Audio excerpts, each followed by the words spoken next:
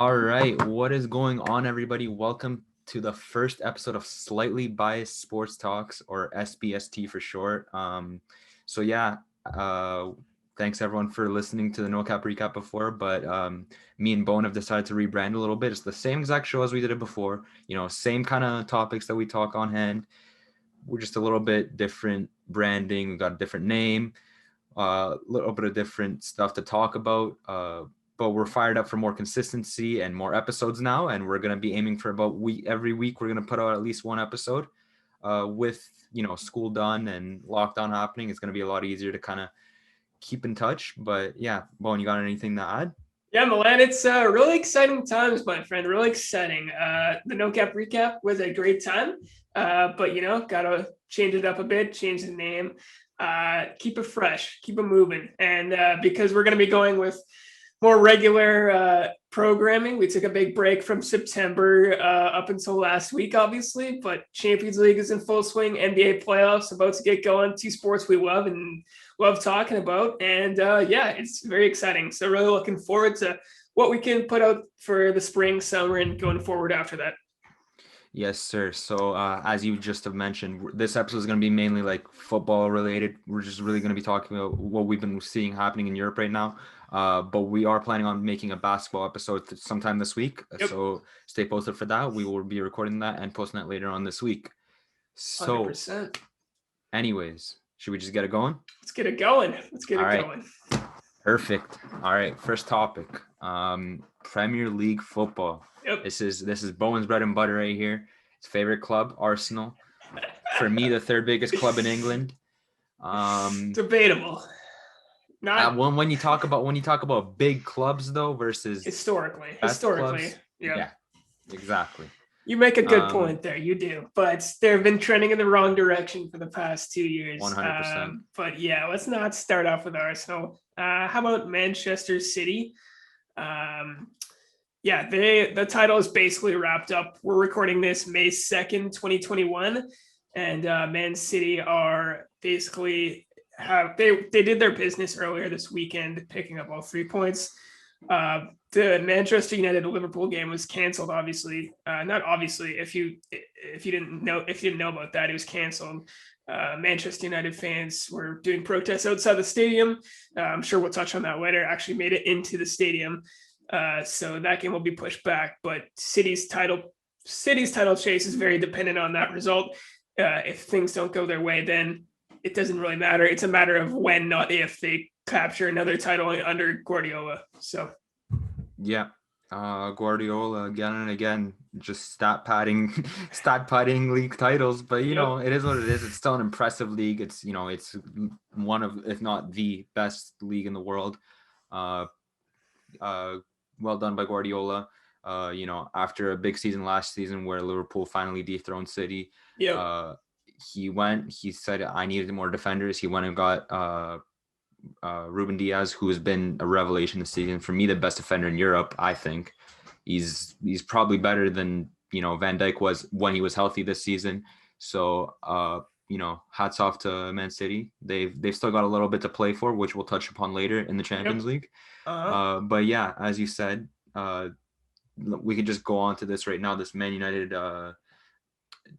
protest that happened or whatever. Basically, the Man United fans have been unhappy with the Glazers' ownership of Manchester United. So they planned a protest that was supposed to be just a peaceful protest outside the stadium, which blew up into them breaking into the stadium, breaking into the changing rooms, et cetera, et cetera. Due to COVID protocols, due to safety protocols, the game was actually postponed at first, and then it was completely called off and to be played at a later date. Yeah, I mean, what else can you say? This is just touching back exactly on what we talked about last week. The fans will do anything they want to try to get what they want. Even if in the middle of a pandemic, you all have to group up, they will do it. That's how the culture for football is in Europe. And they, whatever it takes, they're going to try to fight for it. But it seems like those top 2 spots, Manchester City, Manchester United, are more or less locked up. I don't see Man United losing that second place spot either. But third to 5th or actually third to 8th even is looking pretty competitive still. it's a little bit broken off as of late with Leicester currently in third, Chelsea in fourth. Yeah, There's a bit of a jump there in points. But, who would have thought that teams like West Ham United would be in fifth place come this point of the season? certainly not me. At the start of the season, I thought they would be near the relegation places, maybe safe mid-table, but definitely not pushing for top four European football. That was not in my predictions for the start of the season. So what David Moyes has done there this season, phenomenal job. Jesse Lingard has been a revelation. They should have taken all 3 points off Arsenal back probably about a month ago now when they played. But Arsenal went away to West Ham. But no, they've really done a top job considering they weren't even in the picture. Like they're never in the picture for European football really, but this year they're probably going to get at least Europa League, if not Conference League, which would be probably worst case scenario for them. But yeah, massive tip of the hat to David Moyes. He's clearly proven he's a quality manager, even after a rough stint with Manchester United a couple of years ago. Moved on to some other jobs. People didn't really think he had it after what he did at Everton for years, but no, he's really put the pieces together. He's found a spot that really suits him well, and it's good to see. You never want to see managers really fall out of football. You know what I mean? So massive tip of the hat to him for sure. What I like about Moyes specifically is the same thing as what he had in Everton in this case, that he didn't have a big budget to work with West Ham. Yeah, I mean, all Prem teams have a big budget to work with, but not as the likes of a Manchester United. And with all due respect, there's no pressure at West Ham. They were a relegation side last year. There's no pressure, And I just want to give a big shout out to Thomas Souček. Yep. For me, one of the best midfielders in Europe, let alone in the Prem. This dude is sensational. This dude can do everything on the pitch.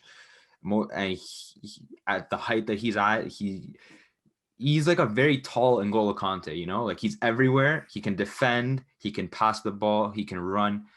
It'll be like the 85th minute. You see this guy doing full sprints. Just hats off to Thomas Souček. Obviously, you mentioned Jesse Lingard, who's, revived his career at West Ham. I 100%. Saw even Real Madrid looking to sign him this summer, which still blows my mind, but I don't think that'll happen. But right. Either way. And even before West Ham, there was Everton, who was top of the league for quite a while. Yeah. And Dominic Calvert-Lewin deserves his praise as well. That guy has been sensational this season for me. For Leicester, Kelechi Iheanacho, that guy's had a fantastic 2021. He's been carrying Leicester on his back after, he was supposed to be that next big thing and Man City didn't work out. Exactly. Yeah, he's finally coming into his own. Jamie Vardy can't be running that ship forever. He's done it for years and years, and he's a club legend, no doubt, but he's getting up there in age.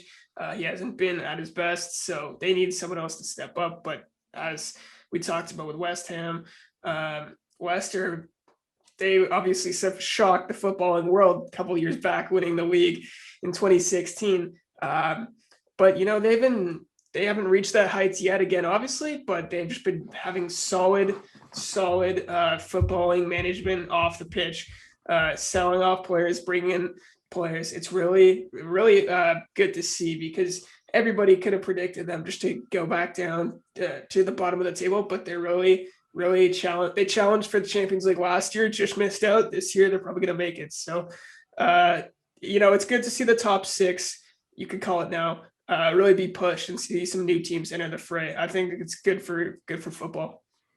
Yeah. So speaking of that, Liverpool, Arsenal, and Tottenham, 3 of the big 6 of England can all miss out on big 6. All of them can miss out on European football this year. Yep. Like, doesn't that blow your mind? It does and it doesn't, because if it was a normal season and as Mikel Arteta alluded to in a press conference earlier, that he was talking about how he didn't have a preseason, he didn't have a normal training, he didn't have the fans in the stands, that he feels that affected Arsenal's campaign this year. Obviously, the coronavirus has affected everybody in the footballing world, not just Arsenal and Arteta. But I do think, Liverpool, Van Dijk going down early at the start of the season. Mourinho clearly didn't work out for Tottenham, and we saw what happened with him. He got sacked from his position just recently. And Arsenal have had a really turbulent season, going to be one of their worst seasons in a long, long time, even worse than last season, probably, which is awful to say as an Arsenal fan. But just because of the virus and the ramifications of that, and players are playing week in, week out, so much football plus international fixtures. I said it for a while, Liverpool was going to burn out, so I'm not surprised there. With Arsenal and Tottenham, and I know I'm going on, but with Arsenal and Tottenham, Go on. I think it's not surprising just to see Mourinho. I think he's an all-time great in terms of managing and what he's accomplished. I'm kind of starting to believe that the modern game has passed him in a way. And for Arteta, I think, he won the FA Cup last year, but looking back on it, it doesn't look as convincing. I think the Arsenal job may just be a step too big for him. Who knows? Maybe one day he'll be a great manager. Maybe he'll even turn it around if they have a good summer in the transfer window. But I'm not entirely surprised to see those three clubs kind of fall off a bit. Like I could say that was kind of predictable, but yeah, I'm not surprised really. Yeah, no. We're gonna also touch on when we talk about the NBA, but the scheduling of due to COVID has definitely affected all sports teams and all athletes so much. Liverpool, due to the scheduling, ended up losing their best defenders so early. Without Virgil van Dijk, that team is a shambles. Yep. Trent Alexander-Arnold looks lost on the pitch every single time he steps onto it. He hasn't had a good game. Literally since Van Dijk's been injured. I don't even know what's happening with Andy Robertson. That guy, I haven't heard of him in about a year. It's just that the way that team worked was based on how Van Dijk's presence in that back four cohesively helped them, right? As well as Joel Matip and Joe Gomez, who both have been out just as long. Yeah. It's not, and exactly, it's not only Van Dijk. It's they've had a chop and change the center half pairings for so long this season. Jordan Henderson even had to slot in there at center back for a bit, as did Fabinho. Wijnaldum, like it just affects, and especially Van Dijk is the key part of that, right? He's the key tenant. He's the heart of Liverpool. I'm gonna say it. He's not the captain, but he's the heart of that team. He's the heartbeat because he's there. He affects them from dead ball situations. He can get forward. He can bring the ball off the pitch. He helps how they press. They can press higher. Without him, they're not that sturdy, solid center back in the back. So they're not as high press. Obviously, you can't be high pressing football all the time because we're going to see you burn out. And Liverpool were white hot for a couple years. This year, they got really unlucky with injuries. Their front three went for the longest time without scoring. Liverpool, which used to be a fortress, they'd lose at home game after game after game. So it's the season from hell for them. If they miss out on Champions League football, that's going to exacerbate that problem. Do I think Klopp is going to leave? No, I think he's going to, unless something unforsaken happens, which is unexpected, but I think he's just going to try to run it back, maybe the last dance situation with this core players, and then reassess next year personally. What do you have to say on that? Yeah, no, I forget who said it, but I saw some point that was made maybe a week ago. I think it was Jamie Carragher that said this, that at Liverpool, Jurgen Klopp is the biggest, like he is like the owner. Like the owner is not as, no one cares about the owner as much as they care about Jurgen Klopp, Jurgen Klopp makes all the decisions. If he wants to leave, he'll leave on his own accord. He's not going to get fired. Yeah. He's brought them their first title since the rebrand of the Premier League. He won them a Champions League. He's taken them to another Champions League final. He's taken them to a Europa League final. He's he's a legend in that club in his own right. And if he wants to leave, he'll leave on his own terms. Yeah. But someone that didn't leave on their own terms is Jose Mourinho at Tottenham, who this was just, it blew my mind how this happened on like the eve of like their first final in God knows how long. Well, like since the Champions League how final. Could you do this to the one?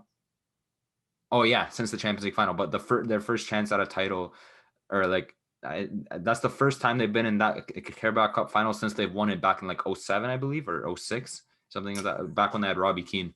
It was a while back. Yeah. It was just like, how could you get rid of like a serial winner? And like, granted, the results have been rough. They definitely have been rough, but if there was ever a time to fire him, that was not it. because you bring in someone like Ryan Mason, who's an under 30 years Yeah. old manager who's never done anything in his time as a manager. They couldn't get out of their own half for about 80 minutes of the match, and everyone was trying to feel bad for Son, but this is their fault. This is this is Tottenham's fault. Tottenham has this coming after how they treated Jose Mourinho. That he's a legend of this game. As much as everyone wants to downplay him and say he's this, that, and the other, Jose Mourinho is a serial winner, and he's won everywhere except Tottenham. But that's not his fault because Tottenham is not a winning club. But also, you have to take into account he's not working with a terrible squad of players. They made a lot of investments last summer. 100%. That Kane's probably out the door. Harry Kane's probably out the door. I don't know, man. Like, that's a really tough situation to resalvage.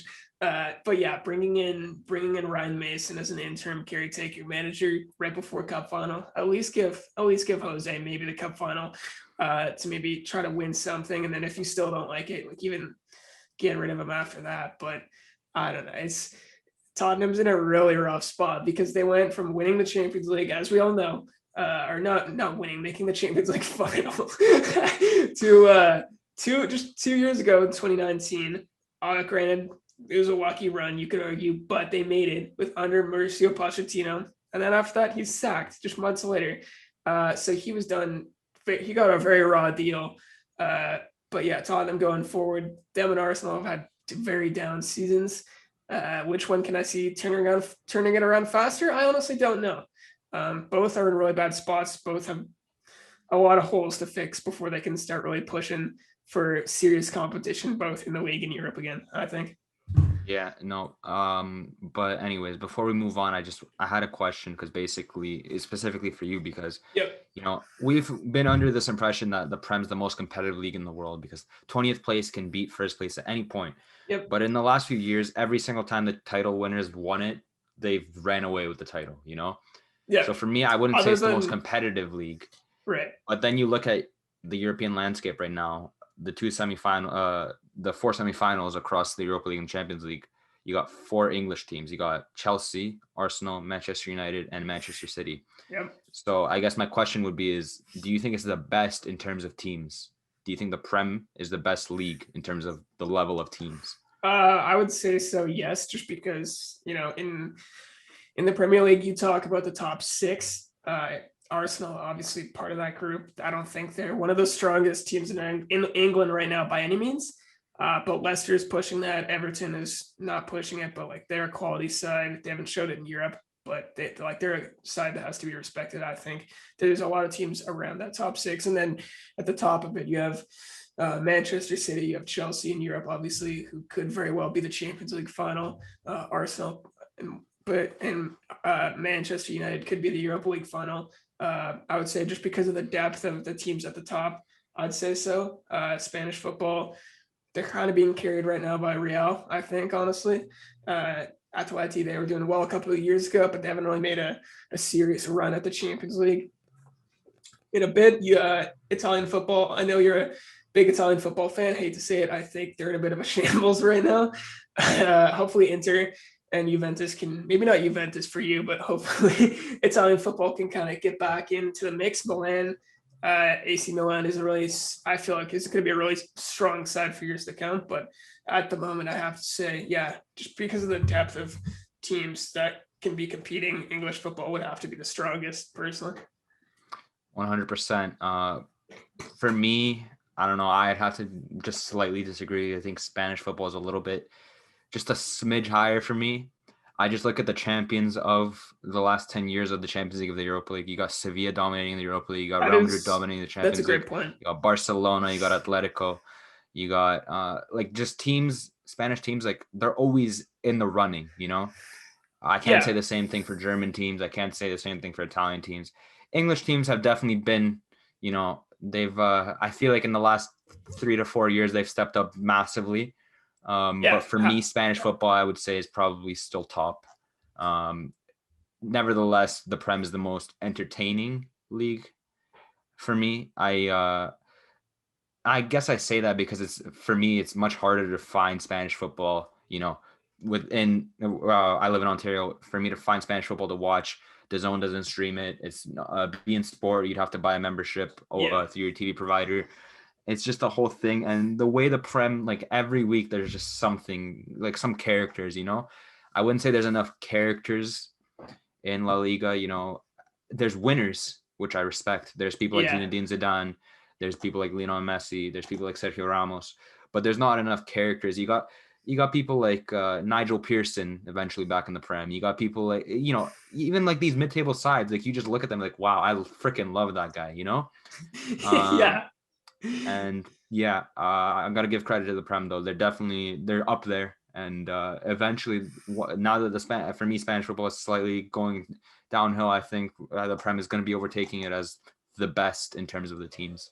I think in terms of pure talent alone, let's say we always talk about this on like hypothetical footballing terms, but we always talk about North American All-Star games. When you field a team of Premier League players, I'd argue it'd be stronger than a team of La Liga players, just because there's so many players across all those clubs. So that's kind of the point I was alluding to. But no, you're totally right. Sevilla's dominated the Europa League for years on years on years. Villarreal might make the final. And Real, they three-peated, almost won like 4 or 5 straight. So, but yeah, Zidane is a serial winner. And we'll get to that, I'm sure, with the Spanish league title race. But no, yeah, Spanish football definitely has a case. You cannot underplay the power of Spanish football, especially in Europe recently. 100%. And okay, so let's just go on to another winner. I'm gonna come out and say it as a Milan fan. I've got to give it the flowers. Inter Milan has officially dethroned Juventus's 9-year domination of the Scudetto.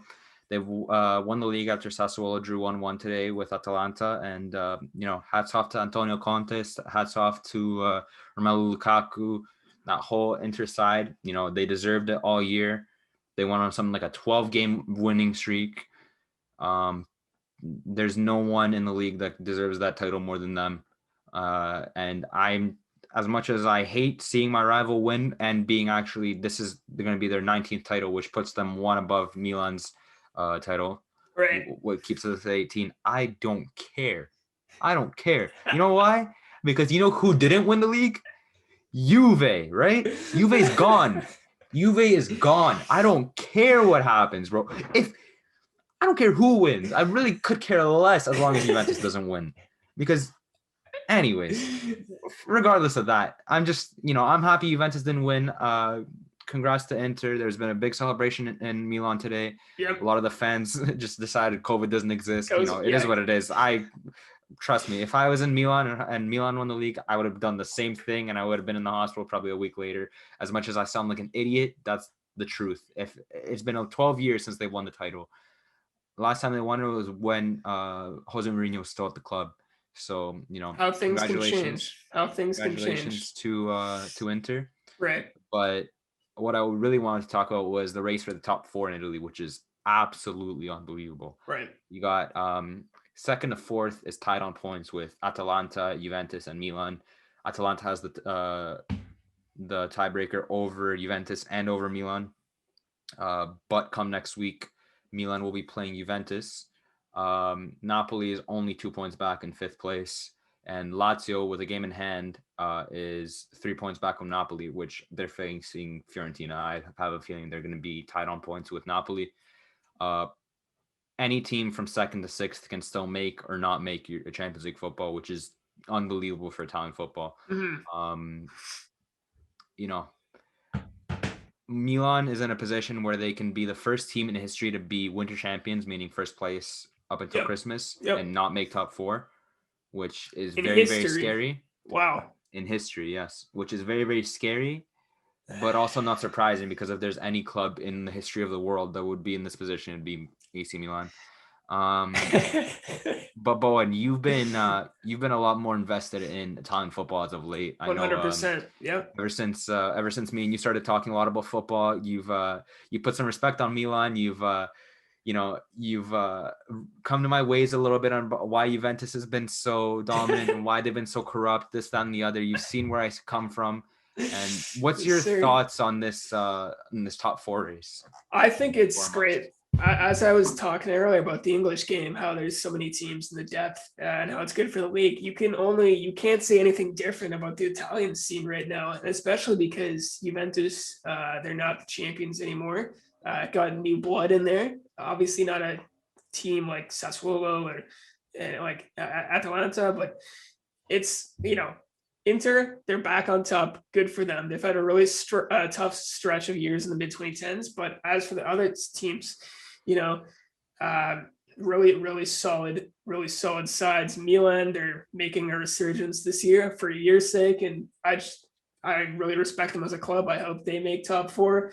Juventus, I would not be shedding tears for them if they missed out on the top four. But Atalanta, they look like they're gonna make another Champions League qualification. Napoli, they're on the brink. So just because we have a lot of teams and it's competitive and it's not all locked up by the end of the year, I think that's only good for the entertainment value.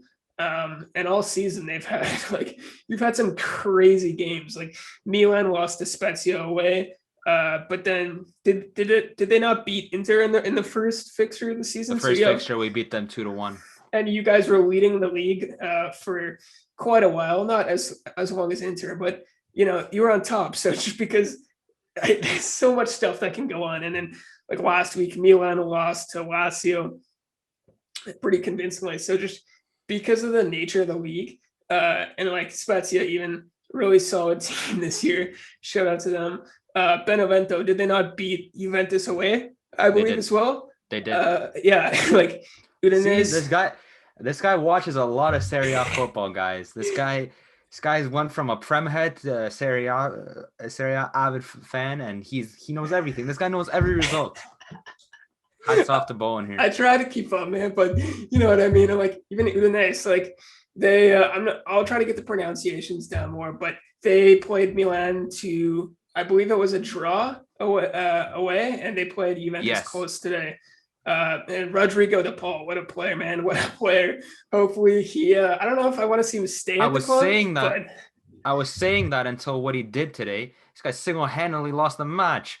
This guy gave away the pen and gave away the ball for the second goal. This guy, fair enough. Oh my goodness, De Paul. I mean, one bad performance doesn't make him a bad player, right? But 100%. He assisted their goal, but he's been very consistent all season outside of today. But yeah, just a very entertaining league. More people have to get on Serie A football. It doesn't get enough respect. Obviously, it doesn't get respect right now because they're Roma's the last team in Europe right now, and they're in the Europa League. Nobody made it really that far into the Champions League, bar Juve, and they crashed out of the competitions. So in Europe, they're not respected, but as a league, you have to respect it. Some of the best matches I've watched this year come from Serie A. So I'm a fan going forward. So if you were to, what do you think the top four is going to be by the end of the season, by match day 38, considering that Milan's got Juve this weekend, they got Atalanta on match day 38. Those are both two tough games for Milan. Napoli's got a fairly easy schedule. Juventus and Atalanta are both playing each other in the Coppa Italia final. What would you say is the most predictable top four finish for the Serie A? Or what would you prefer, at least? For me, I'd have to put Inter. They're obviously in. They won the league. Atalanta, I'd throw them in there. I'd throw them in there. I'd love to say Juventus are not going to make it. I think they're going to be in there. And I think Milan as well. I can't see Napoli overtaking them. They're 2 points off of fourth, but they're 2 points off of second. Really, that's that tight. Lazio, I think they're too far back. Although they do have a game in hand. But yeah, for me, I'd say Inter, Atalanta, Juventus, and Milan. I don't know what order it'll be, but that'll be my top four teams that qualify. Unpopular opinion, I think that Juventus is truly going to miss out on Champions League football this year. And here's why. So they got away with a win today. Penalty was rather shaky. Ronaldo, as usual, hitting a free kick into a wall, hitting a hand, getting a penalty. Second goal was absolutely horrific goalkeeping from Scoufet. If Musso was playing, there's no chance that was going in. Musso for me is the second best goalkeeper in Serie A right now. They didn't really do anything else throughout the match that could have troubled Udinese. That was Udinese's game to win, and they fumbled the bag big time. Okay. We've got them next week. I don't think this stays any longer. I think this is done. This form, this whatever they're trying to pull off here, it's over. We're ending it. We're putting you guys to bed, right? Napoli, Rino Gattuso his job is in danger right now. I agree. He has been told that he's getting fired, and all of a sudden, he's undefeated in 5 matches. Where was this energy when you were under fire with Milan making the Champions League or whatever? I don't think they're losing a single game in these next 5 games. I don't think they're literally going to lose a single match. I think Napoli are running the table. I think they're going to go 5-0. Wow. And my personal opinion, I'd take Juventus making the Champions League over Atalanta. Purely because here's my issue with Atalanta. Atalanta is a fantastic team. They bring up a lot of great players. They do it the right way, but they don't do it the right way afterwards. They sign these players, they sell them off, and then they don't do anything to improve themselves. They don't buy players. They just buy these obscure talents again and improve them again. And I'm just tired of this. Like, try to challenge for the Scudetto. Try to challenge in Europe. You don't do that. Granted, this season you came up against Liverpool. For me, Liverpool is just much better suited to play against you guys. There's just so much that Atalanta doesn't do for themselves to improve themselves that I don't want them to make European football. I would prefer them play in that lower league, like Europa League, like the Conference League. I don't think they will because they're just dominant as they're crazy. They don't lose games. They lose games if they want to. People don't beat them, And they should have won their match today. They really should have. They really should have won that match. They didn't. So that may actually really come back to hurt them because they had a penalty that was saved. Didn't go in. Obviously, that's football, right? Stuff happens. But so that'll be really interesting to keep in mind going forward, just to see what if that's the 2 points that they needed to get across the line. So people, I'm telling you, watch this week. It is some top quality football. Even though the title's wrapped up, that may turn you off from it. Please tune in for this last stretch. It's been a great season all year. Shout out to Serie A, man. Unreal football. It's interesting because for me, I'd say up until about 2005, 2006, I'd say they were the best league in the world. I agree. That was when the famous Calciopoli happened, and that was what completely just tarnished Italian football's reputation forever. Yep. The camera angles, the stadiums, everything just looks dead and disgusting in Italy, with all due respect. The fans, that you can't really control. If there's horrible fans, there's horrible fans everywhere. There's also horrible fans in England. Yep. But it's just the Serie A right now is stuck in the 90s. That was when they were dominant, and that's where they're stuck in. And I don't know what it'll take for them to, finally get those TV rights like the Prem. Yeah. But I hope it comes soon because I want to see my team compete financially. On the European stage as well. I want to see teams like Inter compete. I want to, as much as I despise Juventus, I want to see them at least have a chance, like a fighter's chance, in Europe, because they never do. As much as every single time they got to those Champions League finals, I never had any doubt that they were going to lose. I never believed that they were going to win those Champions League finals, because I know the history of Juventus and I know the way Juventus is being, helped in terms of European expenses. They're not they thought they were just like a piece away, so they went and got Ronaldo. That clearly wasn't it, right? Yeah. They went and got Matthias de Ligt in terms of replacing the old core of center backs. He's been all right, but he hasn't been that player that he was at Ajax so far. Yeah. Or not what he was allotted to be, projected to be, right? Yeah. At the end of the day, he's still young and he has time, but he definitely, hasn't matched the potential that he has shown to have.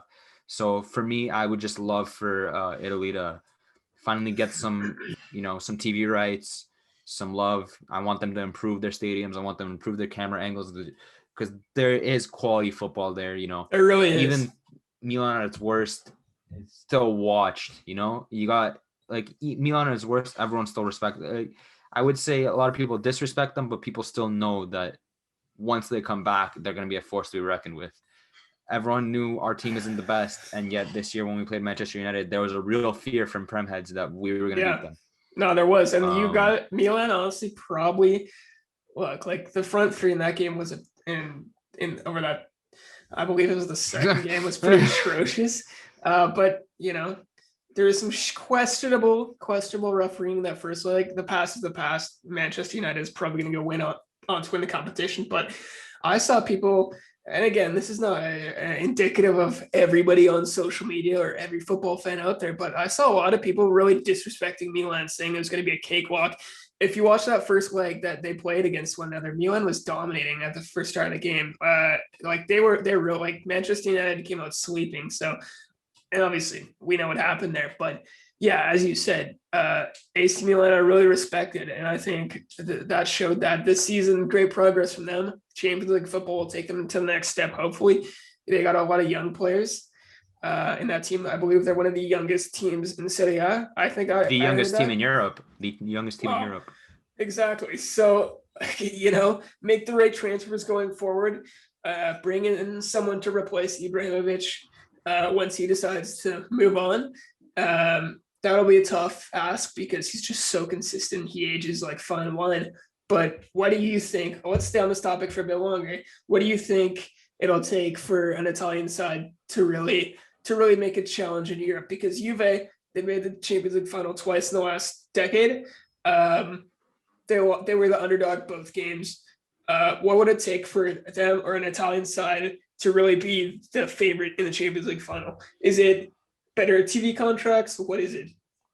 I'll be honest, and it's going to sound extremely, extremely biased, but until we're back in Europe, no one's going to compete for Italy.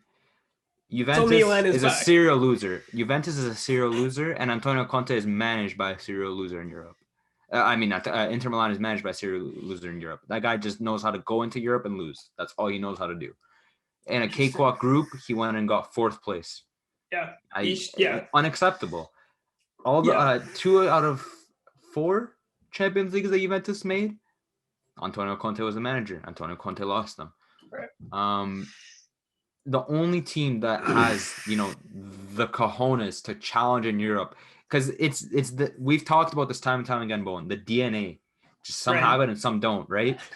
Inter has it in terms of when they had Mourinho. They lose it when they have someone like Conte. Juventus just clearly don't have it, even with someone like Ronaldo. You go in against Lyon, you lose. You go in against Porto, you lose. You go in against Ajax, you lose. How much help do you need, bro? Every draw is going your way, and you're still losing. How much help do you need? No, that's some really valid points you make there, yeah. I don't think Milan right now is set. Like the second we get to the Champions League, we're going to be winning it. There's no shot. I love Stefano Pioli. I'm always going to respect him because he got us out of one of the darkest times I've ever been in as a Milan fan, but he's not the coach to take us forward. Eventually he's going to get replaced. You think that? You sadly. Think so? Even with better players? Because here's the thing. Stefano Pioli, he's a good coach in the beginning, and then he always loses control. He's done it with Fiorentina. He's done it with Inter. He's done it everywhere he's been. And as much as the thing is with Milan is that we've never went and got out and hired a world-class coach. All these coaches, like, for example, the Arrigo Sacchis, the Carlo Ancelottis, the Fabio Capellos of the world, they've come to Milan as subpar to mediocre coaches and become world-class coaches with Milan, right? Yeah. So as much as, that has itself going for Pioli, that right now he's in that level and he could still improve. For me, I don't think that he's going to be here if, they want him to be serious about, a Champions League push eventually. But the most important thing is making that top 4 spot. In my humble opinion, we're the only team in Italy that can, scare people in Europe. Because even at our worst, like coming against Manchester United, we can still win, Mm-hmm. We got a lot of young talents coming through. You got Fikayo Tomori probably going to be signed. Yeah. You got Sandro Tonali, who's had a bit of a rough start, but has been fantastic as of late. Yep. Ismail Benacer, for me, is our best midfielder, who's just a glue in that midfield. Frank Kessie, just the amount of improvement that guy's made over the last 2 to 3 years. He really has. Hats off to him. You've got Rafael Leao. He's been on and off, I'd say. Yeah. Calabria, every season he's either amazing or subpar. This season he's been, for me, our best player when on the pitch. You've got Romagnoli, who had a rough time in the season. Now he's come back to the team. He's been playing well. Got to give him credit. Donnarumma may or may not resign. Hopefully will. That's the big one for me. That's the big one. We know what he brings to the table. Yeah. Even at the age of 21, we know what he brings to, or 22 now, sorry. We know what he brings to the table. And I'm excited for what this team has going forward. Even with someone like 39 years of age, like Ibra, we're the youngest team in the world, in the league, in Europe. I'd say. I keep saying in the world because in terms of football, Europe is the world. That's the truth. Yeah. And, yeah. And with the Super League, I mean, we don't have to rehash that conversation, but it just proved like it's just the continent of football that attracts most attention. So 100%. Yeah. But yeah, that's where it's at with Milan. I think they're the team that's gonna eventually make a push in the Champions League for Italy. They're gonna be the team that puts us over the edge in Italy, and I would hope that happens sooner rather than later. Right. Italian football needs another Champions League winner, I think. Yes, sir. Just really get it the respect it deserves. Yes, sir. Yeah. So. But anyways, we got a couple more leagues to talk about. We got Spain and France. Two of the tightest title races in Europe. Bowen, you got to tell me about this. Which one do we want to start with? Your call. Let's go Spain. So, man, what a roller coaster of a season. Atletico Madrid. They're been in the driver's seat pretty much the whole season, but it's been pretty turbulent times. I don't know if Diego Simeone is. If Diego Simeone doesn't win the title this season, he might have to leave because Atletico, they crashed out of the Champions League. That were not convincing at all versus Chelsea. They had a massive gap come January where it could have been, I believe, 12 to 15 point gap from the second place team. And then they hit a rough patch of form. And since then, it's very tight. It's a very tight race. Milan, do you have the table pulled up with all the points? Yeah, it's in the dock, but as well right now, surprisingly, Barcelona is down 1-0 to Valencia in the 55th minute. As we speak, they're playing. Yes, so wow. Atleti, they're 2 points clear on 76 points with 34 matches. Real 74, Barca 71, and Sevilla 70. But Sevilla has a game in hand, so they could be within 3 at the end of the match week. So, man, I've been telling you, we've talked about this. Zinedine Zidane, his boys know how to win down the stretch. They're the defending champions, but they've been having a tough time too. They're really focused on the Champions League. They want to get back to the final for the first time in a few years. Personally, if I had to call it, I never thought Barcelona would come this far to even being in the picture. They were having a really tough start, but they've turned it around.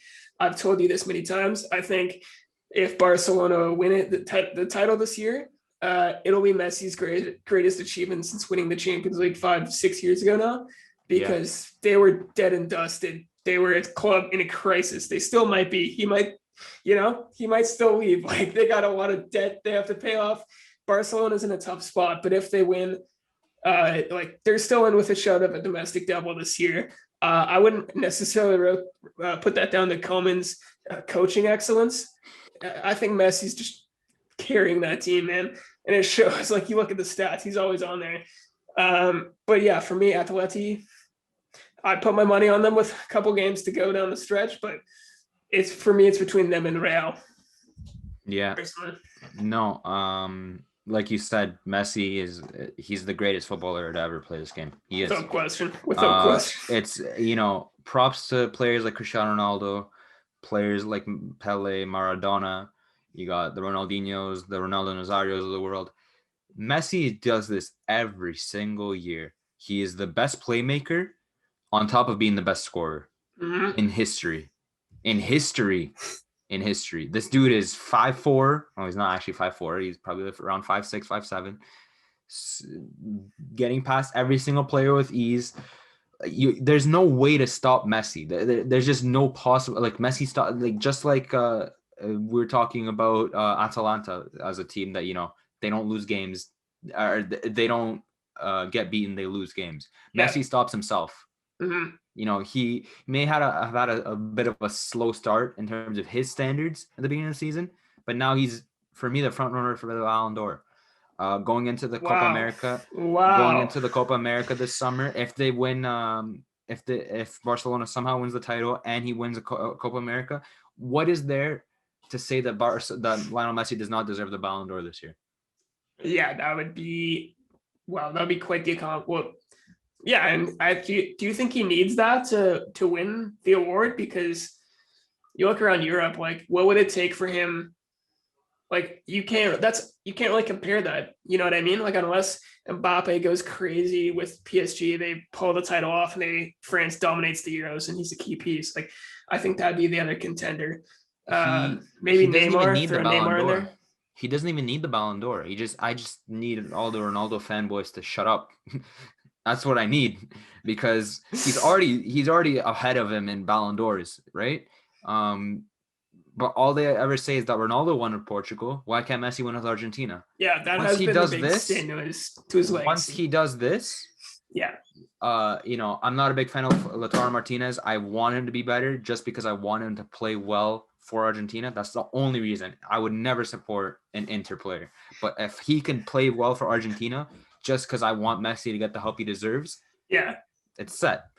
If they win the Copa America, I don't want to hear a word out of Ronaldo fans. Because Ronaldo's great. Ronaldo is undoubtedly second best.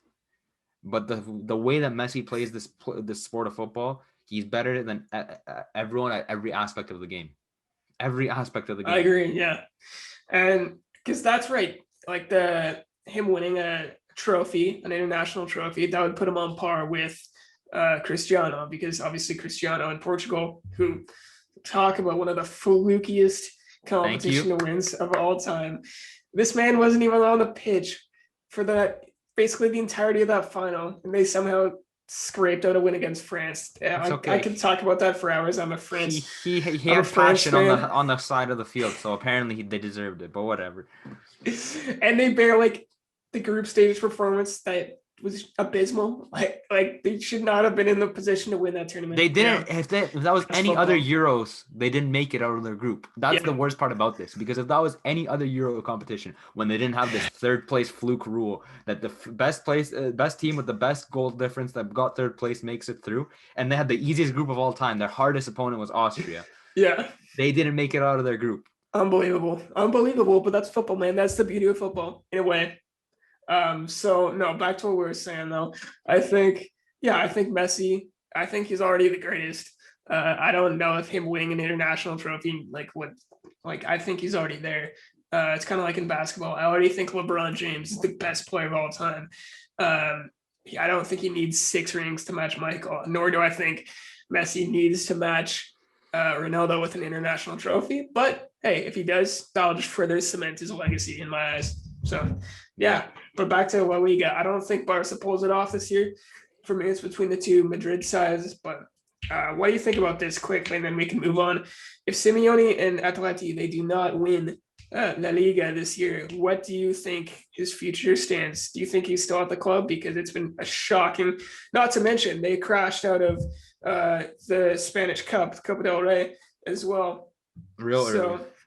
Very early. They were clearly putting their sights on the league and the Champions League, and crash out of the Champions League, and they might bottle the league after having a nearly insurmountable lead a couple months ago. So where do you think his future lies after the season if they fail to win the title? Yeah, no, like you said, the lead that they had wasn't at a time that other teams can say oh well, it's only early on, they'll lose it. They were pretty deep into the league, and they were about 12 points, 13 points clear.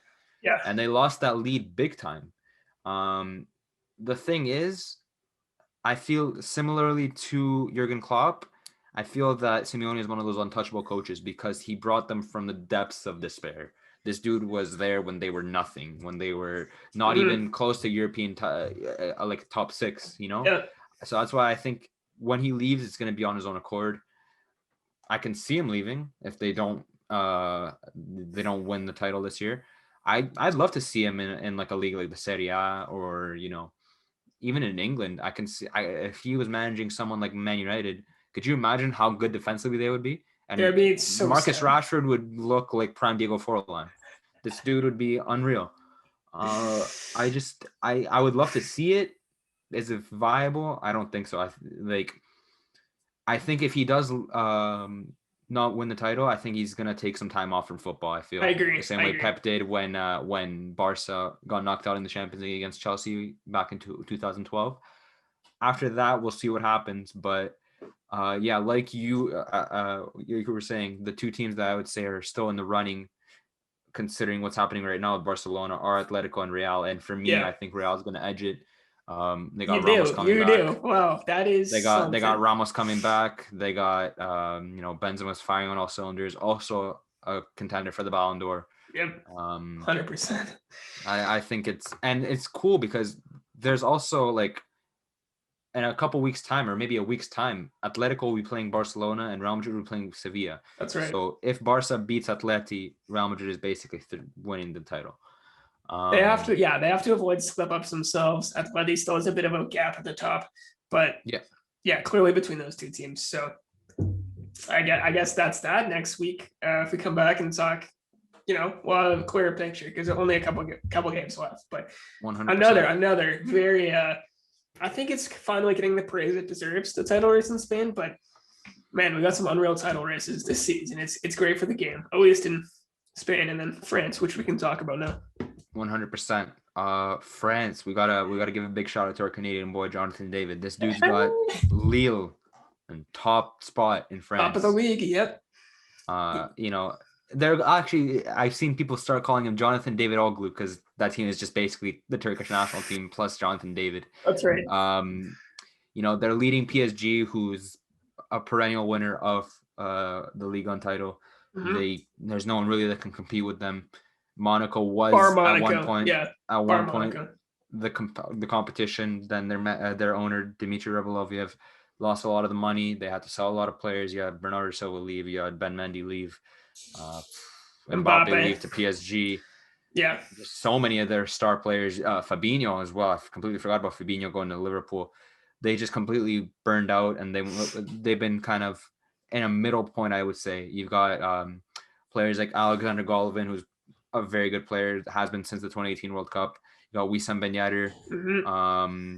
I can't even remember who else do they have that's been very good this season, but they're still challenging for the title along with Lyon, who through the guidance of Memphis Depay, who's just been very good in France ever since he's gotten there after a rough time in Manchester. He's been doing well in France. Got to give him credit. But this title race is extremely, extremely close with Monaco and Lyon both with a game in hand. They're at 71 and 67 points. You got PSG on 75, and you got Lille in top spot on 76 points. Where do you think the title goes? I think Paris still just overpower the rest. They're just Lille's not really been in Liga. It's been dominated by PSG for basically the past, not the whole decade, but PSG has been going on a run. It got interrupted by Monaco a couple of years back, but for the most part, you look at the table in March and it's wrapped up. So this year they've struggled out of the gate. They were in the Champions League final. I was listening to a podcast earlier where Philippe Auclair, a journalist, he's talking about how they struggled out of the gate because they had fitness issues that couldn't really get a full preseason going, and then obviously they had games that they have about 8 losses this year in the league, which is ridiculous for them. They should never be losing that many games. Obviously, manager transition is big too, and they're really gunning for the Champions League, so their interests are elsewhere. But I still think just the quality in that team is just overpowering, and I think if Lille drop points, it's over because Paris, I believe, are going to win out the rest of the way. That's interesting you say that because I'm actually of the opinion that Lille is going to get away with it. Here's why. As much as we say Lille is bound to eventually lose, Mike Maignan, however you pronounce his name, we just say Manan, which sounds like my mother in English slang. He has the most clean sheets in Europe of any goalkeeper with 19 clean sheets this season. That dude single-handedly is holding them together. On top of the fact you got the likes of Jonathan David, who's had a bit of a rough start, but has been He's really fantastic finding since. his form. Yeah. You got players like some of the Turkish guys. You got Burak Yilmaz, who's been fantastic. That guy against Lyon the other week, they went down 2-0. He came clutch with a huge winner in the 85th minute. You got Yazici, that guy is what I expect Çalhanoğlu to be. That guy is fantastic. Yazici that guy is the Turkish Messi. That guy's fantastic. You got Jonathan Bamba, who's been very good this season. Yep. I just think, considering PSG is so, they're in a rough spot right now with coming up against Man City in the Champions League, which we'll touch on. I think they're going to be going all in this in Europe. That's what they want. That's what they've been wanting since 2012, since the takeover. Yeah. All they want is the Champions League. I don't think they care about this title, and Lille really, really does. So I agree. For me, I think Lille's going to get away with it. And that's a great point you bring up, Milan, because, they've won it for years on end. For them, I don't think they look at winning the league as that big of an accomplishment. For them, honestly, it might just be expected. And obviously in football, nothing is expected. Take nothing for granted. But clearly with the investment, with the Neymar purchase a couple of years back, bringing in Mbappe, just those two massive investments, bringing in Pochettino, like they see it's not working and they make changes. They're all about winning. But it kind of contradicts what I'm about to say. If they're so focused on the Champions League, do you think it'll really, how much do you think this league title means to Paris? Do you think they're fine? Do you think they're fine with it if they lose the league? And right, I think they'd have to be fine losing the league, but winning the Champions League, because that's the ultimate goal for them. Here's what it comes down to. When PSG wins a title, you don't see the celebrations like you do when Inter wins a title. They don't care. If they're gonna get the best trophy in Europe, the best trophy, that's when the World Cup, flood the streets. The best trophy in the sport of the football. Yeah. That's when you'll see fans going absurd. They don't care. It doesn't matter. PSG only wants the Champions League. They're in a rough spot right now in the Champions League with the second leg coming up, but they're not gonna mind if they end up coming back and then they end up losing the title.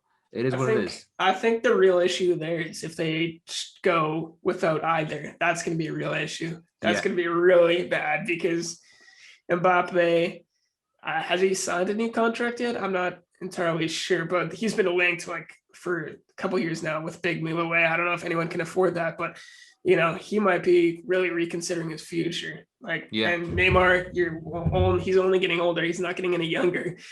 So I think it'd be atrocious for them if they lost out on both. I think they're taking home at least one. Champions League, I've said it since the Barcelona first leg, where they won 4-1 away, that I think PSG is winning it this year. I think last year they were so close and they want that revenge tour. But man, they're in a really tough spot going into the second leg.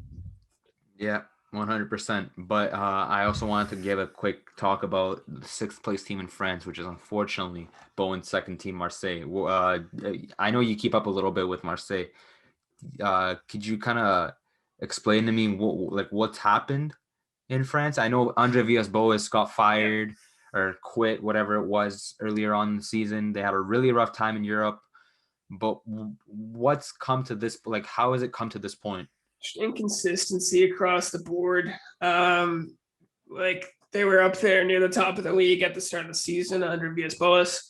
Obviously won away at PSG in that very, very controversial match that got the football news media really obviously those two teams going at it, it's always going to attract a crowd and media fanfare. But they won away in that match. But yeah, since then, super inconsistent. Got knocked out of the League Cup in really embarrassing fashion. They'll put together a couple wins and then they'll just play like they don't know how to play football for 90 minutes. So, and terrible showing in the Champions League. Awful showing. I believe they only won one of their 6 matches and they were eliminated after 4 games. So obviously tough group. They're up against Man City. They're up against Porto. They're up against Olympiacos. But it's not like they're in a death group or anything. But again, Milan, they qualified for the Champions League last year when their season wasn't completed.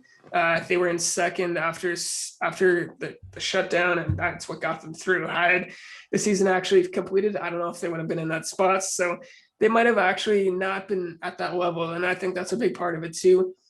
Dimitri Payet, he's only getting older. Florian Thauvin, he's been linked with moves away from the club for years.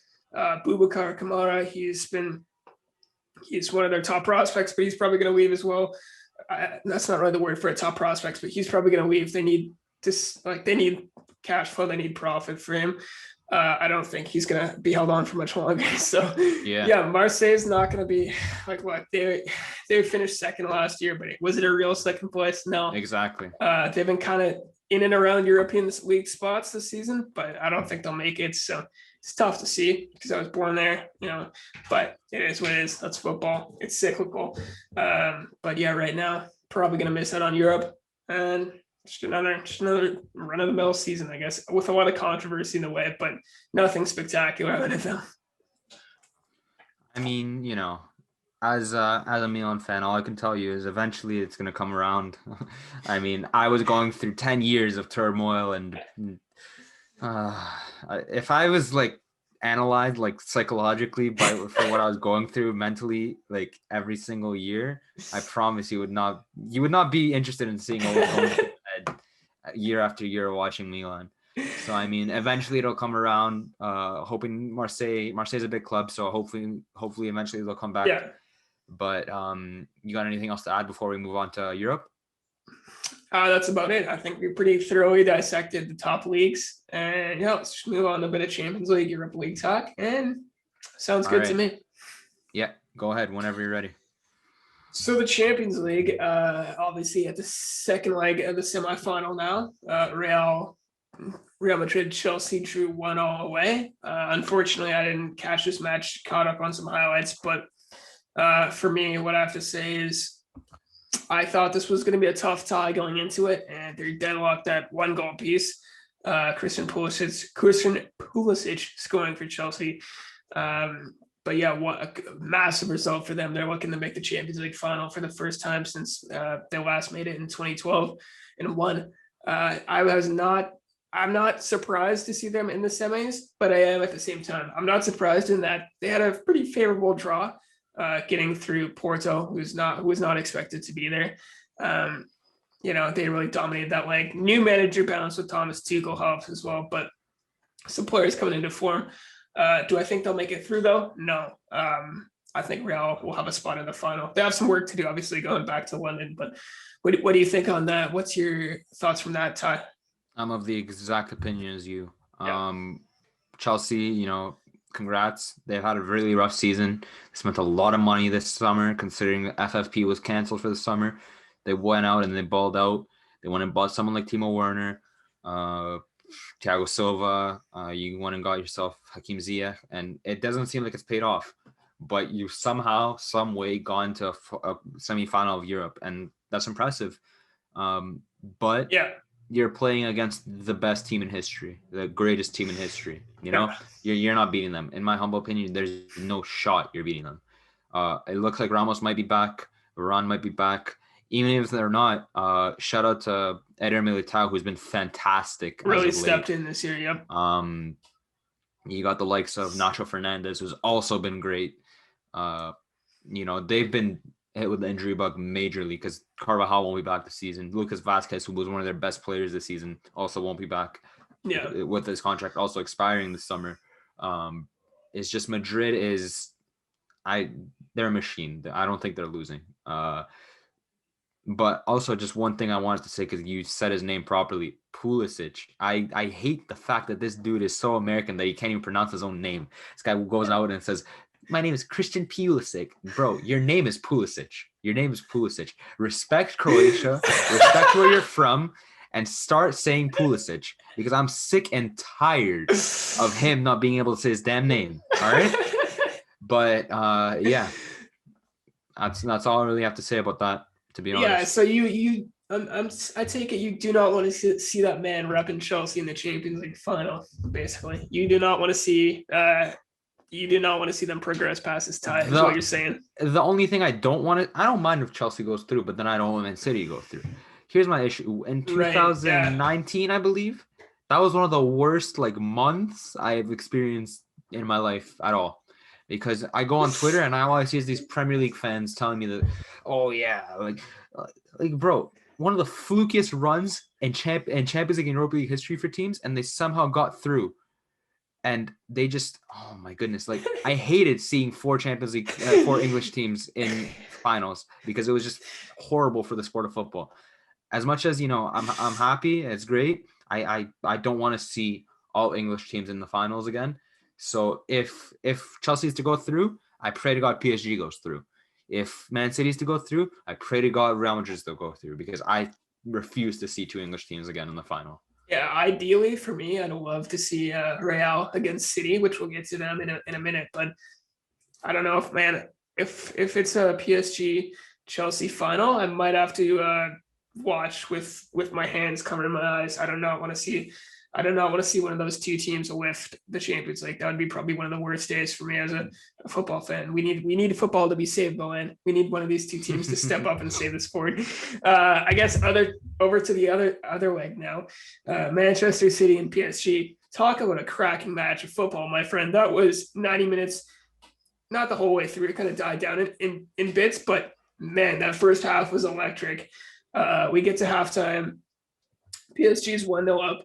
And then the whole game changed. I don't know what happened in the locker rooms at half, but Man City came out looking like a whole different team. PSG kind of looks like they took their foot off the gas pedal a bit. And obviously, we now know the result 2-1 for Manchester City over PSG in the first leg. Massive result for them. And I want to talk about this a bit. For me, this could be really a landmark moment in Guardiola's career and for Manchester City as a club, because we've seen Manchester City get deep into the Champions League and just bottle it. Can't make it through. But man, it looks like they know what they're doing now. It looks like they really got some confidence and experience. For me, I think they have a foot in the funnel. If PSG come back and make it through, fair play to them. But City, 2 away goals, that's huge. And I could see them winning it all the way. If they overcome PSG, I think they'd have to be the favorites in the final for me. So in your opinion, whoever comes out through this side of the bracket is winning the Champions League? Yeah, this is the 2018 Western Conference Finals. Whoever comes out of the West is winning the title. Whoever comes out of the PSG City tie is winning the Champions League. Yeah, they're the two strongest teams in the competition for me. Mm-hmm. As many may know, I'm not a big fan of Pep Guardiola. I'm actually an extreme critic of Pep Guardiola because every single year he gets to these positions and every single year he overcomplicates things and he ruins it for himself. We saw it against I can't even remember who they played, Lyon last year, correct? Lyon, yep. We saw it against Tottenham. We saw it in so many different ties. He overcomplicates the situation and it ends up costing them every single time. It almost cost him again because in the first half, that was all PSG. Marquinhos with a massive goal. That guy is one of the most underrated defenders in the world for me. Still so young as well. He's so versatile, can play in the midfield, can play in defense. Hats off to Marquinhos. And Neymar was just a masterclass of performance. 100%. This dude is the best player in the world. Right now, other than Messi, he's the best player in the world on current form. And, it was all them. But then the second half comes around and PSG couldn't get out of their half. It was all City. And what I got to give Pep credit for is the switch that he made when he got Cancelo off, because Cancelo was getting destroyed by Neymar. The second he took him out, you saw Zinchenko go in there, and Zinchenko completely changed the game. I've always never been a fan of what Pep did to Zinchenko in terms of he was a midfielder coming into Man City. He was a very touted, prospected young talent. Mm-hmm. He went around and moved into left back because he said, "You have no future here. You're going to have to play as a fullback, otherwise you're not going to be playing." Mm-hmm. And he's been playing fairly well as a fullback, and it showed because that aspect of a fullback in terms of the creativity and what Zinchenko brings to the table is what changed the game for Man City. But honestly, that was PSG's game that they lost. Like, they could not get out of their Yeah. half. Mbappe was absolutely invisible for 90 minutes.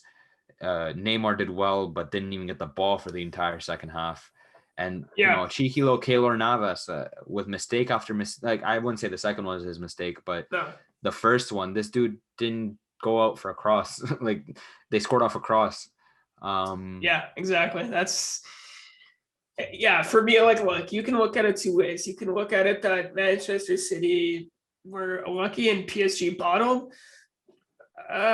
For me, I think it has to be a combination of the two, of those two opinions for me. But man, like, those are some really, really unfortunate goals. You play that match 10 times out of 10, like, PSG probably grabs a second in the first half, probably wins. But again, that's football. Going into the second leg, what do you think? Because Guardiola, he can't run out with the same starting 11 as he did. He clearly had to make changes. I think they need a starting center forward in there. They can't have De Bruyne leading the line. For me, he needs to drop deeper. He's not traditionally a winger. I don't think they'd play him out on the wing. I think he needs to drop deeper into midfield. They had so many midfielders. You made a tweet about, like, the galaxy brain meme where it's Guardiola playing 6 midfielders and no forwards. Man, he cannot keep Aguero or Gabby Jesus on the bench. Like, he has to start one of those. Phil Foden, for me, I think it's a start. But I think, like this, and as he talks about it, and then everybody talks about, this is it for these two teams. Like, this is probably the strongest they'll be in a while and have been in a while. So I think for whoever loses, it's going to be a really disappointment, because I think both sides really feel that they should be winning the Champions League. Like, what do you think on that? These are very two strong sides. Whoever doesn't win, there are going to be a lot of tough questions that have to be asked going forward. They're going to have money, but it's a massive disappointment for whoever doesn't make it out of this tie. What are your thoughts on that? 100%. The thing is, I'd actually say City is a little bit more, should be more angry if they don't win it, because I can give a pass to PSG for a few things. It seems every single March of every single year, Neymar's injured. Yep. Now that Neymar's healthy, this is what I expect. Neymar is one of the best that's ever played the sport. If he's on the field, you should be winning games. Period. Yeah. Man City's never had an excuse. Man City, every time it's gone wrong, it's because of their own accord. That's true. People can say that they were unlucky against Tottenham. It's still Tottenham. Over 2 legs, you should never give Tottenham Hotspur a fighter's chance against you. You gotta, like, we're talking about Tottenham. Like, lads, it's Tottenham. That's what we're talking about. Like, we're Tottenham, bro. Man City, Pep, my agenda's gonna have to, take a back turn if he gets to the Champions League final or even wins the Champions League, because it'll only get stronger. That's been my number one excuse, right? My number one criticism of him is that without Messi, he's nothing in the Champions League. Yeah, he got unlucky in Bayern when 3 offside goals for Real Madrid went through, and Real Madrid won another time. But Real Madrid was also the better team, Yeah, 100%. It's just what it comes down to is, obviously, both teams are in the same position. They're both teams that put in a lot of money to their projects, and all they care about is Champions League. Right? This. It all comes down to this, like you said. And I would love PSG to go through. Can they go through? Yes. Will they go through? Remains to be seen. I'll touch on this quickly, but for me, the X factor in this tie is Kylian Mbappe. He's shown it time and time again. This competition, this run he's been on is phenomenal. At least one of the legs each tie, he'll show up and perform. He showed it against Barcelona. He showed it against Bayern Munich. Hasn't shown it in the first leg. He's gonna have to get something going here, man, because look, he's got to come through. Like, I think for people to have him in the conversation as one of the best footballers in the world, big players, big time players, Milan, they make big time games. Big time players have big time games. So he's gonna really have to show up, show out. If he scores, they'll completely change the tie. But look out for Mbappe. Obviously, like, that's nothing new here. We all know what he can bring to the table. But for me, I'm really gonna be paying close attention to what he can do, because I think honestly the tie rests on him and Neymar. Like, for PSG. 100%. So he's got to get it done. Me and you both know Neymar is going to show up. Neymar always shows up. Yeah. People can say he's not scoring goals and he's not showing up. That means you don't know football. This guy's doing everything else on the field, on the pitch. This guy's changing the game just by being there. The There's players grounding, that you yeah. just go on. The best example I have of this that's not a big player, or I'd say like one of the best ever. Yep. I remember Ivory Coast. I think they were playing in 2014 in the World Cup, and they were getting dominated.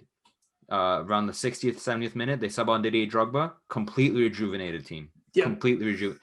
Players like that, like a Neymar, like a Messi, like a Cristiano Ronaldo, like a Drogba, et cetera, Mm-hmm. they change the dynamic of the team. You come on and everyone else is better. Exactly. Even if you're not touching the ball, everyone else is better. Yeah. So I know what Neymar is going to bring to this team. Is Mbappe going to bring this to the team? That remains to be seen. I need to see him show up. I need to see him show up because this is where his legacy is on the line, in my opinion. So far, at least, he's not done. He's not done. Let's be clear here. The kid's only what, 23, 24? 22. His legacy as this cold-blooded killer on the field, it's, for me, I've always had Haaland as a more clinical finisher, and if he doesn't show up in this next game clinically, my opinion is going to stand because he needs to show up. Like, he needs to show up. After that first game, he was invisible. Number 9, I didn't know he was on the field. Or number 7. I don't even know what number this guy wears. Hey, man, it's a lot to look forward to. It's not, none of these ties are with any question or anything we're close to being finished. So some great football, some really great football to look forward to in the coming weeks in Europe because, all these competitions, I guess the only one you could slot in the final would be the Europa League with Manchester United. They should go through, but the Champions League specifically, no, these are far from being done. So I'm really looking forward to what the next leg brings in each one. Yeah. So as you said, in the Europa League, you got Man United. Roma had a good first half, but as it always is, what can go wrong will go wrong for Roma, and they were up 2-1, and then the second half started, and Man United just did not take the foot off the gas as they dismantled them 6-2. Pogba had a great game. He had a good game from Mason Greenwood, I would say. I feel like he's the kind of player that always scores when Man United is already comfortable. Everyone gives him a lot of credit. They keep scoring, but it always seems to be when they're already winning. And, a goal is kind of just consolation for them or, good stuff he scored, but more so than, he's a game winner. He had Cavani, who, his off the ball movement, who's, for me, even a couple years ago, he was the best striker in the world. He's definitely a shadow of that, but he's still fantastic. He's still so good. And this 1 year he's had at United, it's been very productive. They look set for another European final, and that's all that there really is to say about it. There's nothing even to say about Roma and Man United. The game's done. Yeah, I'd agree. Unless this guy Fonseca came in with a Peaky Blinders cosplay and completely got destroyed. For me, that tie, I think is pretty much wrapped up. I think United, they gave up 2 away goals, but they should have 1 foot in the final. Unless it's an all-time disaster class from them in the second leg, they're going through. The other tie is a lot more interesting. That game really bummed me out, man. I don't want to talk about it for too long, but no, you have to. This is all you, boss. All you. Yeah, Arsenal 2-1 defeat away at Villarreal against former boss Unai Emery. Good evening. Talk about a disappointing game. Can't say I'm surprised though. Team is having a really tough time getting healthy at the center forward position. Pierre-Emerick Aubameyang contracted malaria not too long ago. Alex Lacazette got injured a couple matches back, so Emile Smith-Rowe is starting at center forward. Denis Ceballos sent off in the midway point of the game. Granit Xhaka playing at left back. It was a ridiculous lineup. I don't know how they scraped out a goal, Arsenal, but they did. They got an away goal. Shout out to Villarreal. They were deserved winners on the night. Arguably could have gone up more than 2 and really just put their foot in the final. But yeah, everything to play for at the Emirates. If Mikel Arteta somehow pulls through and wins this competition, he's got to stay on. Obviously, they're not going to sack him after that, even if they keep going down in the league. But yeah, getting back into the Champions League will be the goal. But yeah, man, Arsenal's season rests on these next 2 games if they even make the final, which I wouldn't say it's unlikely, but it's not favorable in a position right now. So the whole season, man, rests on these next 2 games. I don't care what they do in the league. For me, it's all about Europa League. It's all about getting into Europe next season, because if they don't, that's a disaster. The league's done, bro. 9th place, the league's done. But what I really wanted to mention is, before we even go any further about the tie, I want to give a huge shout out to Bukayo Saka. For me right now, just seeing what this dude is going through every single freaking week, I think he's literally going to be a Ballon d'Or winner, because this guy is playing so well on this horrible team at this age. With all due respect to Arsenal, Bowen, you know me, I respect Arsenal to the death. But this dude is single-handedly maybe too much at times. Maybe you respect him a bit too much. No, I have to. This is a historic club for me. But listen, Bukayo Saka, this dude is every single week he's doing the post-game interviews for the club. Why? Yeah. He's literally a youngster, because this guy's the only one with heart and passion on the team so far. I've got to give him so much credit. I think either he's going to become a perennial loser, the likes of a Harry Kane type, or he's going to become a Ballon d'Or winner, considering that at this age, he's already at this level. He's already performing so well. I think he's got to be, top of the top. Yeah. I'm really impressed with him. I don't know if he'll reach Ballon d'Or level height. I think there's a lot of players ahead of him in that category. But my worry is that they don't overplay him too much. I do not want to see this man running out in the league for the rest of the way. This guy, he was rested today against Newcastle in Arsenal's win. I do not want to see him in any meaningless games. If they make the final, bring him on as a sub, keep him match fit, but I don't want to see him playing 90 minutes, because he's played so much football this year. They needed him, and that's great. But if he's playing in a meaningless game and gets injured, that would be terrible. So he's done great. He's very young, but I think his legs are he's been kind of run into the ground a bit. So I really hope he can pull through, obviously, as an Arsenal fan. But yeah, no, he's definitely a top talent to watch for years to come, man. Like we've all seen what he's done this season. He's come up time and time again. So hoping for one more great performance from him. Arsenal's European football hopes are hanging by a thread. So I don't think it'll happen. But again, I didn't think they'd win the FA Cup last season, and look what happens. So exactly, some great football to come. Hopefully Arsenal's through to the final. Hopefully they win it. But it is what it is. That's football. But here's the main thing. As you mentioned, the lineup by Arteta, you were not happy with it. No. He had to play someone like Xhaka at left back when he had a right back in Cedric on the bench, who's, been a makeshift left back for the team throughout the season. He's covered there, yeah. What's your thoughts on Arteta now? At first you were backing him. He had a great form. It wasn't fantastic, but it was a youthful, change of scenery for Arsenal. It was after so many years with Wenger, where he basically, he was running a good system, but it was very bland and it was very, dead almost. You were happy to see someone like Arteta come in, bring a different style of football. Right now, how are you feeling about Arteta? Well, for me, look, the change from Wenger to Emery, they felt like they were a piece away, right? So that January, before Wenger left, they brought in Pierre-Emerick Aubameyang, right? Like that's a piece that should get you to the final, get you to the Champions League. Miss out, that's okay, that's fine. We got Aubameyang, new manager, new philosophy. Boom, boom, boom, boom, boom. Brought in Socrates, brought in all these players. David Luiz. No, didn't work. Still haven't made Champions League football. That's fine. Make the Europa League. Nope. Lose that game 4-1. And then after that, goes off the rails. So yeah, it was needed change, because Willian, I don't want to see that man on a football pitch for an Arsenal shirt again in my life. I get he probably has contractual obligations he has to hit, and he's being, I don't know why this man plays football at the top level. Like he does not provide much at all. He ridiculous. Was so good like a few years back. It's just I don't know what's happened in these last few years, but I remember that one season when Mourinho was there, when he got fired, he was their best player. He was, but that was 5-6 years ago. It's 2021, man. Like, get with the time. I'm not saying that about you, but it's like Willian. Like, no, genuinely, yeah.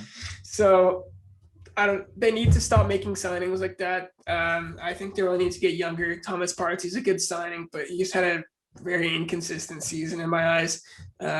There's still a lot of players that need to be moved on if they want to be seriously contending for not only Europe but the league, which is the expectation, the standard. They've fallen from that a bit. As back to your question, I just realized I haven't really answered it yet. But Arteta, man, I don't know. Like, look, he's got them to the champion. He's got them to the Europa League semi. Say he makes the final. Whatever happens, I think he has to stay on one more season. Give him one more window. Give him the funds. Let him bring in the players. Come December, if they're still struggling, still not doing much, then it might be time to go. Because you look back at that FA Cup win, it was against a City team who, I'm going to be honest, I don't think they were like, no player is ever going to come out and tell you we don't care about a cup semifinal, especially the FA Cup. But they didn't give it. I can't say that. Yeah, it did not look like they were broke and Liverpool broke them in the league. Finally, they broke through and won. Yeah, the FA Cup was the least of their worries. So that happens, and then they go and beat Lampard, manage Chelsea in the final, and we saw how he's turned out, and he's proven to be not a top manager, at least right now. So it kind of looks like a bit of a mirage in my eyes. Again, had Arsenal lost to Benfica, which they were dangerously close to doing, I think Arteta would have had to go, even though he's only been here since I believe December 2019. So yeah, I think give him one more summer, see what happens. But look, if it's next December and they're in 11th, it's gonna have to be time to go. You can't keep stagnating. Like, the league positions got worse. They're closer to European football by virtue of the Europa League, but one more summer, one last chance. Let's get it done, Mikel. I agree. I've always not been a fan of teams firing coaches just because of a bad run of form, just because I feel, you got to give people time. Yep. I'm not a fan of Roma firing Fonseca right now, considering that he's got them here. There's not a single person in the world that said they were going to make a Europa League semi. At one point, they were third in the league. For me, Fonseca is a fantastic coach, and he's working with dead wood in Rome. And I wouldn't want to see Arteta leave, but there definitely needs to be questions asked right now because, as much as this is the most competitive the Prem has been in years, from 3rd to 8th, 3rd to 10th, this is just ridiculous. You're Arsenal Football Club. You're not a 9th place team. Yeah. No. There was a time when Arsenal, like, if there was anything you can guarantee in life, is that Arsenal was going to at least be 4th. That was the running joke. Yeah, that was the running joke. The 4th place trophy. The 4th place trophy.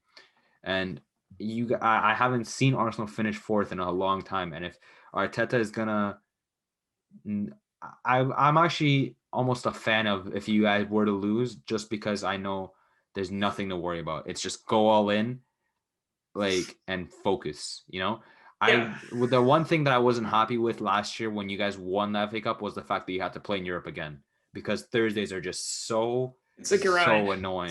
So annoying. You have to go to these countries like Belarus, sorry. You got to go to Ukraine. You got to go to Israel. You got to go to Liechtenstein, to Switzerland. Like, the travel there, and then you come back to England and you get dismantled because you just spent hours on end adjusting to their time zones, to their, air that is there. I'm not a fan of Thursday nights, and I think the best thing that can happen is if you guys don't win. If you do win and you make Champions League, fantastic. But if you guys get to the final and you lose, no worries, in my opinion. That might be the end of his time at the club, though. That's the thing. But yeah. Hey, man, two big games. The season rests on. So that's about it for me. Yeah. Good luck, Arteta. That's all I have to say. Right. I guess that about it. Haven't been lucky with injuries, but it is what it is. That's football, as you said, time and time again. So yeah, hopefully Arsenal pulls through, and a final. I'll give the benefit of the doubt. A final between Arsenal and United, I'll watch, but English final in Champions League, I'm not excited. Fair enough. But our final section of the show, our new segment. You know, if you were a fan of the No Cap Recap, you'd remember our What a Guy segment. Yeah. I'm not going to lie. I stole that. I stole it from David Rianchin Poet. That was their thing for a very long time in their YouTube show. You know, shout out to them for that. But I think we got to switch it up a little bit because it was a good idea, but we got to make it our own. Just like SBST, something new, something fresh. We got to make it our own. Precisely. So our new segment, Que Jogador, you know, we got to give a shout out to me and Bowen's phrase that we use very often in conversation about football or any kind of sport. That's going to be our new implementation to the show. So just like What a Guy, Que Jogador is just going to be basically a player, a person, anything that's happened throughout the week that deserves some recognition. You got anyone in mind right now for Que Jogador of the week, Bowen? That's a great question. You know, it's supposed to be for the week, but I'm gonna say it for the whole season. Romelu Lukaku. This guy has come in. He has put, arguably, you could say he put Inter Milan on his back, and they are reaping they're seeing the fruits of their labor. So I know I kind of messed it up. It's supposed to be for a little short time thing. No, Lukaku, top player. And it's crazy you say that because I was gonna put Conte as my Que Jogador of the week, right? Because you know, I don't know if you follow the IFTV podcast, Italian Football TV, but there's a Milan fan there named Antonio who's a hater, a despiser of Antonio Conte, and you know, he's kind of got to eat his words right now because Conte, as he always has, he's delivering in Italy. He's given them the title that they've deserved for a very long time. And hats off to him. You know, his 3-5-2 has worked perfectly. You know, signing players such as Hakimi, who's for me top 3 to 2, I'd say, fullbacks in the world. The way he runs down that right wing, just ideal for that 3-5-2. Lukaku obviously has been fantastic. Nicolo Barella, for me, one of the best midfielders in Europe. Nothing else to be said. Yeah, it's about 2 great picks and worthy Italian champions. So I guess that's it. I guess first episode under the new name. And what do you have to say, Milan? I'll leave it to you to wrap it up. Yeah, I mean, I'm happy. I'm thankful for, you know, the chance to be able to talk to you, Bowen, about this kind of stuff. Yep. You know, talking sports has been our thing since first year. Pretty much, yeah. You know, I get along with you well in terms of this kind of stuff. Sometimes we may disagree, but that's for the best. Respectful disagreement. That's all about. Because, you know, the way we disagree in terms of we both almost educate each other on, you know, footballing knowledge, which I prefer rather than just we both agree on the exact same opinion time and time again. We are slightly biased, which is exactly why the Slightly Biased Sports Talk show is gonna be what it is. Yep. I'm happy. It's bearing the fruits of our labor now, after time and time again of us working towards making a show. Back in first semester, we tried to record, didn't work out. We're here now, and we'll be back even this week talking some more basketball. So 100%. So that wraps it up for the first episode. Be sure we'll get the logos, all that stuff sorted out. But if anybody out there watches, which I hope, I think it's quality conversation. But anyway, everybody who watched, everybody who follows our page, all that stuff, we really appreciate listening. And yeah, Milan, I think that about wraps it up. Thank you again, my friend, for talking football on this beautiful Sunday. And I will see you within the week.